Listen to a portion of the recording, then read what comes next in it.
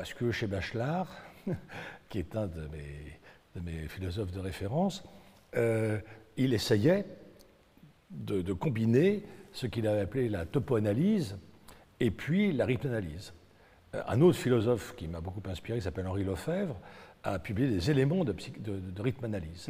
Et donc, moi, à ma petite échelle, j'essaie d'expliquer que notre existence d'être humain sur Terre viserait à harmoniser le mieux possible nos temporalités à nos territorialités.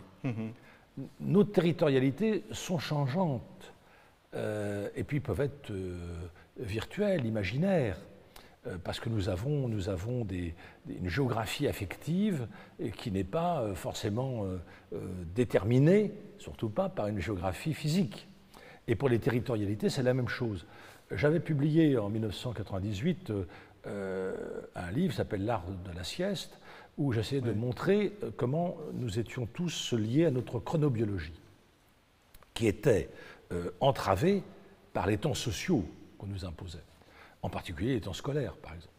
Et tous les chronobiologistes expliquent régulièrement, quand le débat des rythmes scolaires revient sur le tapis, qu'on a tout faux, et puis on sait très bien ce qu'il faudrait faire, mais on ne le fait pas, parce que ça va à l'encontre, justement. Alors, il y a eu un moment, un intérêt pour les bureaux des temps, à la fin du XXe siècle, en Italie, et à l'époque, j'ai fait un numéro de la revue Urbanisme, en 2000, sur les bureaux des temps, sur temps et territoire. Et à la Datar, au même moment, il y avait des gens comme François Hacher, par exemple, et d'autres, qui imaginaient un chrono-urbanisme.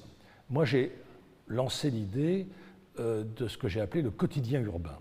C'est-à-dire que là, nous avions une organisation de la vie quotidienne dans le cadre de l'urbain généralisé à l'échelle de la planète. Et puis, à l'intérieur de ce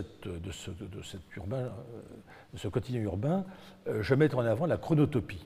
C'est-à-dire que je disais, si on veut ménager, parce que déjà en 1990, dans Homo Urbanus, je suggère qu'on ne parle plus du mot aménager, mais ménager.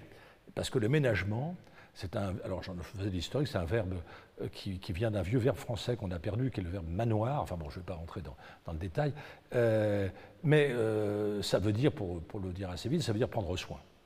Et alors, je constate avec plaisir que ma suggestion de 1990, aujourd'hui, se généralise, parce que beaucoup d'architectes, d'urbanistes, de paysagistes disent oui, il faut ménager, il faut prendre soin. Bon, et le Caire, évidemment, va dans le bon sens pour moi.